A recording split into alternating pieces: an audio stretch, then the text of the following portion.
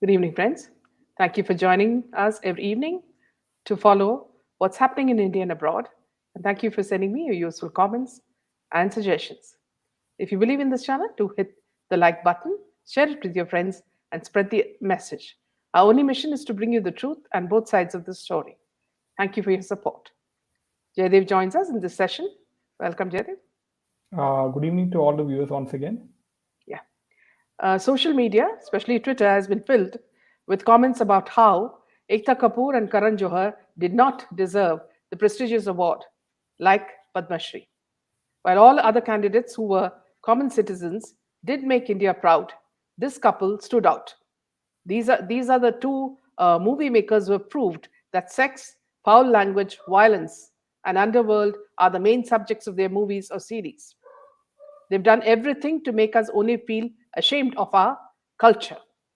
Public were vociferous and demanded to know the criteria in which the two were selected. Some even asked if they paid for the awards. It's clear that they have pulled the right strings to reach there. Meanwhile, Nawab Malik filed his reply opposing the rupees 1.25 crore defamation suit filed by the father of Samir Wankare in Bombay High Court. Another small piece of news is that Samir Wankare's sister-in-law is going to file a complaint against Malik of defamation. The war of words between the two leaders commenced on November 1st, that is between Nawab Malik and Fadnavis, when Nawab Malik accused Fadnavis of being the mastermind of the drug mafia. Refuting this charge, the former Maharashtra CM promised to make public proof about NCP leaders' links with the underworld after Diwali. Addressing a press brief earlier in the day, Fadnavis alleged that Solidus Investments Private Limited, a company allegedly controlled by Malik's family members, had purchased a 2.8-acre land in Kurla, Mumbai in September 2005 from Mariambai Goawala, Munira Plummer, and Sardar Shah Wali Khan. Going into the details of this, Nawab Malik has underlinks with Mumbai blast convict Dawood Aid, said Devendra Fadnavis. Devendra Fadnavis stated that the NCP minister Nawab Malik had dealt for prime property at LBS Mark in Kurla with Salim Patel, who was the bodyguard of Hasina Paka, Dawood Ibrahim's sister. The leader of the opposition in Maharashtra, Devendra Fadnavis, on Tuesday alleged that the NCP minister had struck a property deal with 1993 Mumbai bomb blast convict Sardar Shah Wali Khan and Muhammad Salim Ishq Patel, who was a frontman of Hasina Paka, Dawood Ibrahim's sister.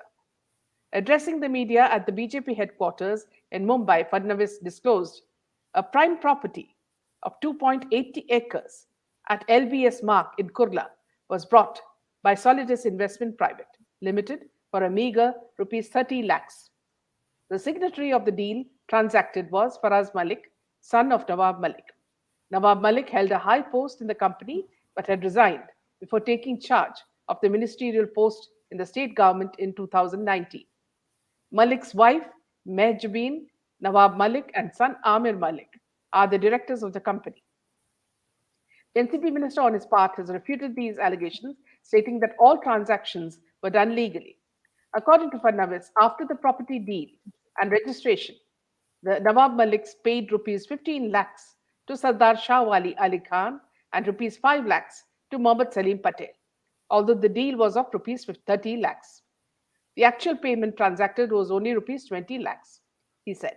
Fadnavis alleged the property, whose market rate was rupees 8,500 per square meter, was purchased by Maliks for as little as rupees 25 per square meter. Both Sardar Shah Wali Khan and Salim Patel, with whom Maliks dealt property, have underworld connections, Fadnavis stated. Sardar Shah Wali Khan is a 1993 Mumbai bomb blast convict. He's in jail serving life imprisonment. He was a part of the team which was given firearm training by the mastermind Tiger Memon. Khan also did the recce of Bombay Stock Exchange BSE and Brihan Mumbai Municipal Corporation BMC to decide where the bombs should be placed. Khan was present at the meeting held in Tiger Memon's residence to plot the bomb blast, said Fadnavis. The BJP leader added, Patel was the frontman and the bodyguard of Hasina Pakil, alias Appa. Parker is the sister of underworld don Dawood Ibrahim. Patel was given the power of attorney. He dealt with all land grabbing and property deals for Parker. She was carrying out the activities on behalf of Dawood, who was operating from Pakistan. The big question here is why did Nawab Malik and his family purchase land from dreaded underworld criminals? What was the real motive behind the deal? He questioned. The former chief minister also added Sardar Shah Wali Khan was slapped with Tada. Under this act, all the properties of the accused are seized by the government. Therefore, the question is was Malik trying to help these underworld convicts by showing a deal so that they don't lose their property? Or was the deal shown on paper a formality and a huge black money transaction was done without any record? Refuting the allegations, the NCP minister on Tuesday told reporters, I have not bought the said property from any person connected to the underworld. I brought the property from the original owners. There was a watchman of the erstwhile owners named Khan who had managed to create rights on 300 square meter plot. I paid the money to get these rights surrendered and ensured that he vacated that plot. Everything was done in a legal way, and I have all necessary papers to prove this transaction, Nawab Malik said. Fadnavis went on to state that Kurla land deal was just one among five such deals, which took place between 2003 and 2019.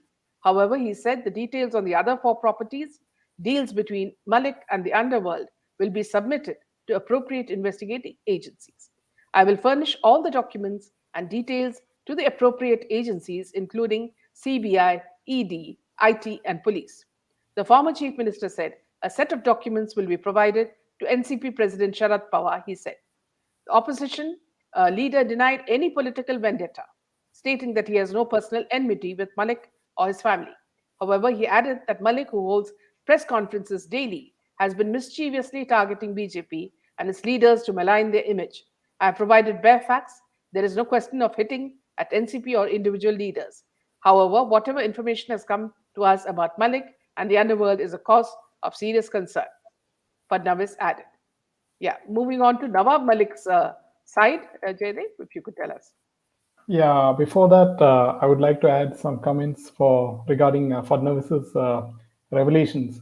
If he says that he has the right proof or the right documents and that he'll submit to the authorities like the CBI, ED, um, and the NIA or whatever. Now, will the all these agencies take action there and then? That's a big question. Like, Yeah, so action is what we want. yeah, absolutely. Now, coming to Nawab Malik, Nawab Malik confirms land deal but denies any underworld link, and he says he's going to have an expose on Fadnavis tomorrow. So, rebutting Fadnavis's allegations, Nawab Malik vowed to expose the his links with the underworld, Fadnavis's links with the underworld. That is happening tomorrow at 10 a.m. And he said in his words, like he will drop a hydrogen bomb. He stated, "I will expose the game of Devendra Fadnavis, underworld in Maharashtra, and how he kept the entire city hostage through the underworld while being chief minister, while owning up to the land transaction with Hasina Parker's driver and bodyguard Salim Patel and 1993 bomb blast convict Sardar Shah Wali Khan. Nawab Malik denied having any links with the underworld. Explaining the history of land in question, Nawab Malik remarked, at present, Madinatul Aman Cooperative Society is there. The building constructed there in 1984 is known as Guawala Compound, in which Munira Plumber gave development rights to Rasiwala, constructed 140 to 250 houses and sold them to people. There is a slum behind this. Our godown is there, which was on lease from Munira for the last 30 years. We also had four shops on that property. Now, clearing the air on the nature of his contact with Salim Patel, Nawab Malik specified that is Munira Plumber, contacted us that she wants to give full ownership of the godown to us. We took ownership from her. We did the registry with her power of attorney. Salim Patel, and these documents are available. As a tenant, we paid the stamp duty as applicable. Now, Sardar Wali Khan has a house in the same Goawala compound even today. For the last 70 years, Sardar Wali Khan's father served as a watchman of the Goawala family in the same compound. When we purchased the property from the Goawala family, Sardar Wali Khan put his name on 300 meters of land. When we went to register the property, these things came to light. We paid money for the 300 meters and made him surrender the right of the land that he created, Nawab Malik said, making it clear that he has no connection with the underworld. So Yeah. this fight between the two people using, Diwali language, as in one is going to put a bomb, the other one is going to put a, another sort of bomb, hydrogen bomb. So this has been happening. Let us see where this is all going to end. So yeah, so back to a 15 crore extortion case against Param Bir Singh. Maharashtra CID arrests two cops. The Maharashtra Crime Investigation Department (CID), which is probing multiple cases against former Mumbai Police Commissioner Param Bir Singh, has arrested two serving police officers in a 15 crore extortion case. The Maharashtra Crime Investigation Department, which is probing multiple cases against Param Singh, has arrested two serving police officers in a 15 crore extortion case. The inspectors, Nand Kumar Gopale, who is currently posted with the Police Training Center, Handala, and Asha Korke, posted at Local Arms, Naigaon, were named the co-accused along with Singh in the first information report, that is the FIR, registered with the Marine Drive police station on the complaint of Bhayandar-based developer Sham Sundar Agarwal. There are at least three other police personnel, including two deputy commissioner of police rank officers who were named accused in the case. CID in a statement said that after collecting evidence, it arrested Gopale and Korke on Monday and would produce them in a local court in Mumbai on Tuesday. Special Public Prosecutor Shekhar Jagtap said that while the accused officers had allegedly extorted cash worth 50 lakhs through a Hawala operator from Sharad Agarwal, the nephew of the complainant, by threatening to arrest his uncle in a false case. The Hawala operator is an old associate of Sanjay Punaimiya, one of the accused in the case, and Agarwal's ex-business partner, Jagtap said. The CID officers have managed to obtain scientific evidence against the two officers that indicated that they accepted 50 lakhs in cash, Jagtap added. The CID is probing an FIR filed on Agarwal's complaint at Marine Drive Police Station. Agarwal has alleged that earlier this year, Juhu police had filed an extortion case accusing him of having links with the underworld don Chota Shaki. Later, the police applied Maharashtra Control of Organized Crime Act (MCOCA) in the case. Agarwal claimed that based on this false case, Singh and his subordinates extorted money from him at the behest of Punamiya, who is the main accused in the case. A few days later, Gopale, who was then Mumbai Crime Branch Unit 9 in charge, raided Agarwal's Bhayandar and Bile Pale's residence during these raids. The accused police officials had illegally seized some partnership documents and other paper without making any official entry. Later, the photocopies of these documents were found from Punamiya's possession, stated the FIR filed by Marine Drive Police. Singh is wanted by multiple law enforcement agencies, and the CID is probing at least three of the five FIRs filed against him. There have already been two non-bailable warrants issued against Param Bir Singh. A lookout circular (LOC) has also been issued against the former Mumbai police chief. Apart from this, two open inquiries have also been initiated against a 1988 batch senior Indian police service officer by the State Anti-Corruption Bureau over the corruption allegations made against him by the two serving police inspectors. Yes. Jaydeep, moving on to you. Yeah, moving on, Nawab Malik has said Kashif Khan, an organizer, tried hard to get Aslam Sheikh and children of top state ministers to attend the party. We are talking about the cruise party in which Aryan Khan was arrested. And the Congress leader Aslam Sheikh today said he was invited by the one Kashif Khan to the cruise party on October 2nd. which, as you know, was busted by the NCB. Mr. Sheikh's reaction comes a day after his cabinet colleague and NCP minister Nawab Malik claimed that Kashif Khan, an organizer of the cruise party, had tried hard to get Mr. Sheikh and children of top ministers of the state government to attend the party. Mr. Malik had been spearheading the MVA government's attack on the center and the NCB, calling its drug raid fake. I don't know the individual called Kashif Khan, nor have I met him before. As the Guardian Minister of Mumbai, I get invited to various events. This was one of the invites, Mr. Sheikh told media. Now, he said two agencies, one is the NCB and the Mumbai police, are probing this case. As far as I can collect, I don't remember speaking to Kashif on my mobile phone. It cannot be possible that I will have Kashif's mobile number because I don't know Kashif and he doesn't know me. He met at some function and he invited me, and the matter got over. This is what Mr. Sheikh remarked. Now, targeting the BJP and the center, Mr. Sheikh added that concentrated attempts are made to defame the Maharashtra government and the minister since the MVA was formed nearly 2 years ago.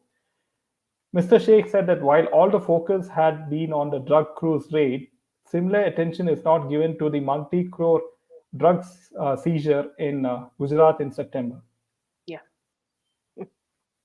In a disturbing CCTV video from Jodhpur, a speeding uncontrolled car kills one and injures nine. After the vehicle rammed into the people, one of the occupants of the hutments died on the spot, while nine were seriously injured. A major accident was witnessed in Rajasthan on Tuesday morning after a speeding Audi car rammed into several people on the Ames Road in Jodhpur.